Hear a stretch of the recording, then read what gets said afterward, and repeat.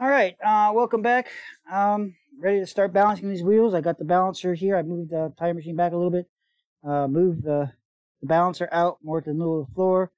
I've got it so it's as level as it will go. What I find is that there are these adjustment screws here, but I find if you turn this thing, the bubble kind of wanders around with it. You just find it to be as close to center as possible, which I found was right about there. That seems good.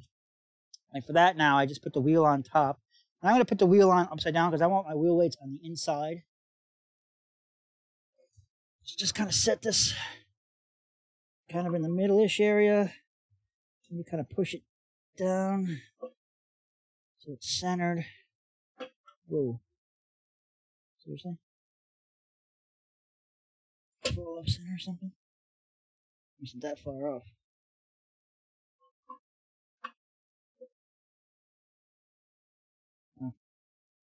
You really gonna need that much weight? Are you really gonna need that much weight? Ugh. What about you guys? But that doesn't seem right.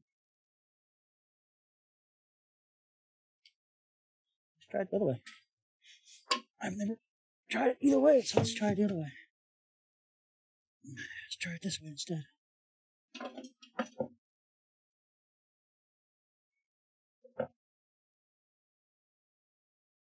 Oh, that's better. Actually, pretty well in balance. Okay. Looks like right where it was before. Let's take it back off and see. Yeah. So, lesson 1, you can't balance them upside down.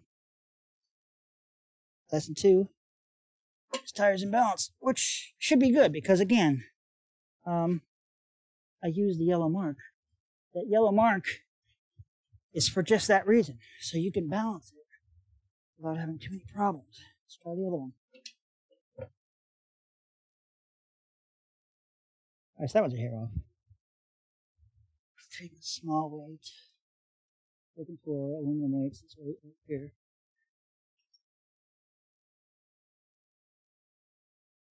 Good enough.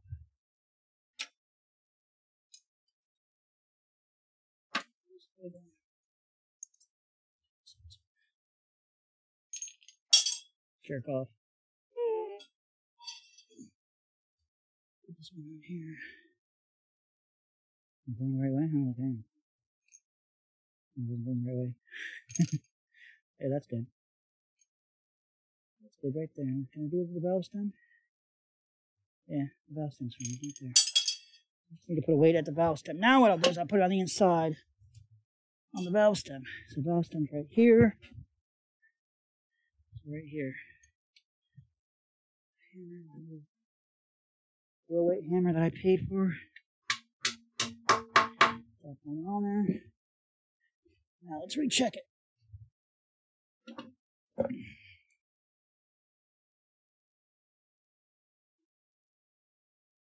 It's about the same. Let's see. Come on, stop.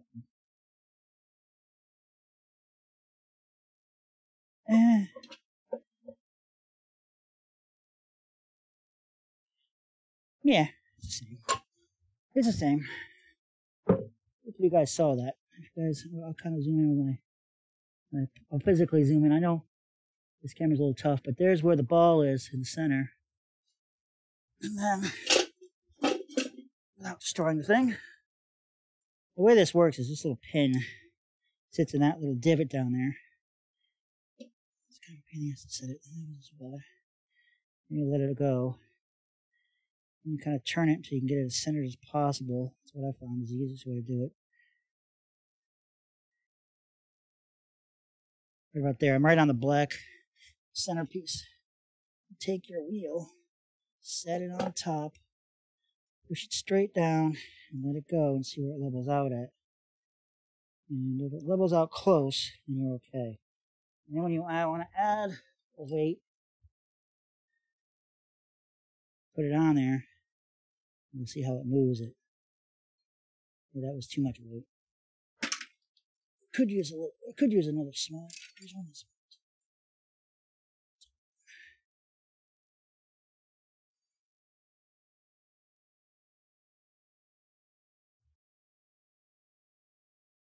if you look, it just moves it just a hair closer to being 0, but it's 0 enough. This is called static balancing, meaning the tire is not moving, versus dynamic balancing. Sorry about that. Versus dynamic balancing, where the tire's turning. When you're dynamic balancing, you're trying to do two things, and the new software does better than the old software. The old software used to just do back and forth.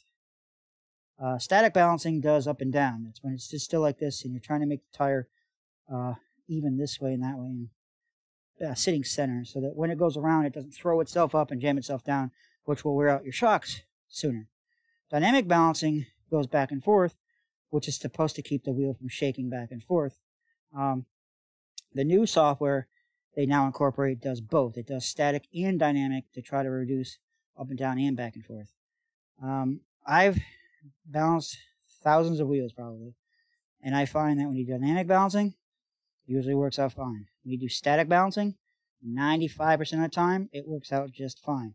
I use static balancing on those tires like this one, where I didn't want to throw a wheel weight on the outside, because it works just fine. You can go on the highway, you can go 50, 60, 100 miles an hour. It makes no difference. My Porsche 928, I've gone very fast in and have never had a wheel shake, and I static balanced it. Just because I wanted one wheel weight on the inside versus two wheel weights on the inside. Two wheel weights on the inside, you usually will put one like right here, a tape weight here, and a regular weight hanging on the inside, or another tape weight here. You're not really doing much for balance to the outside of the tire because you're more in the center of the rim. You're more static balancing when you're doing that. So, to me, I find static balancing using one weight on the outside or inside tends to work better anyways. Even when I worked for Porsche, I would static balance the tires and get a much better result. And I find the reason why is because the software. When you measure the tire, and one day if I have a machine, I'll show you what I'm talking about.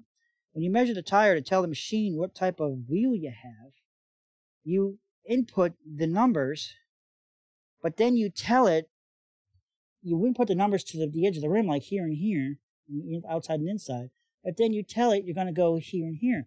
But depending on how low this goes or how tall this is, the wheel weight never quite ends up in the same place, and that's where you end up having to put tape weights on, then rebalancing it and finding it didn't fix it. It's still, you got to close the hood again and let it run one more time, and you find it didn't help. It's still a little off, so you have to add another tape weight somewhere else. It just becomes, kind of a dance around the block that doesn't help you. So what I found is by static balancing it, it's only checking for that one weight. It doesn't matter whether you use a tape weight here or you put, a hammer-on weight here or a hammer-on weight here. You're not that far off from being that quarter ounce, which is all you need to be in balance and not shake. It's a quarter ounce, which, believe it or not, is a lot. That's what that's that one I just had in my hand. Is a quarter ounce. This one right here is a quarter ounce. It's a tiny little wheel weight. Quarter ounce is all you need to prevent shaking. That's a quarter ounce wheel weights. So that's all you need. On most machines, that's what it's looking for, is to be within this weight of being in balance to be fine, and that's usually fine for most wheels. Now, I have not had any experience doing the carbon fiber wheel balancing, so I have no idea if the rules change for plastics versus aluminum or steel, but I've done this and it's worked fine. So I went ahead and I bought this tire balancer from Harbor Freight again. They give you coupons, so if they keep doing stuff that I can do at home with and get decent quality workmanship out of it, like the tire machine and this balancer, then I'll be more than happy to use it. Back in the old days, this was all they used to balance tires, and they never had a problem. And then they came around with the dynamic balancers and said, "Oh, this is a much better wheel weight system," and pushed everybody onto that. And then they came back around a couple of years ago, said, "Well, you could static balance tires," because nobody had these anymore. So this is just an add-on of a new style, of an old style tire balancer, and it should work just fine. I mean, if it doesn't, then I'll have to figure something else out. I'll have to go to one of my friend's shop and balance it that way. But I think I have a feeling it'll be fine. I've done static balancing for a long time now on like I said, my Porsche, because I just prefer to do the Porsche that way. Those have 15-inch wheels. I never had a problem. That's high performance tires and everything. So I'm giving this a shot. I'm hoping it'll work fine. I'll let you guys know. In the future, next time I balance a tire, I'll let you guys know. This is the first time I'm using this one. I had another one. I don't know where it went. It was a piece of crap. It was a bench top one. So it was very low. It was very, very picky. I never cared for it. It was never even close to being in the zero. Like this one here is at least close to the zero. And I know I could get it to be better. That's where it should be. I know it could be better if I just made the adjustments on these screws. But to me, I can just aim for where I'm at when I have it on there. It works just fine. Again, I'm looking for a quarter-ounce difference. Quarter-ounce didn't make any difference on this, so it should be fine. That first wheel was perfect. That second wheel, I'll know if it's anything, it's going to be that second wheel. All right. But if for the basement, next adventure, I think it's going to be the oil change. That's going to be kind of boring for you guys, isn't it? Probably going to take me a good 15-20 minutes to reset everything back outside. I got to drag all the stuff back outside. This can stay. The tire stuff can stay. But I'm talking about the cameras, the computer, the sound system. I got to bring all that back outside. So give me about 20 minutes. And I think we'll do an oil change next. I know that's going to be boring for you guys. I've never done an oil change on tape, so why not? I haven't seen many oil changes on YouTube, so who knows? Maybe this will start a trend. No, seriously, I gotta do an oil change on that next. So that'll be the next one.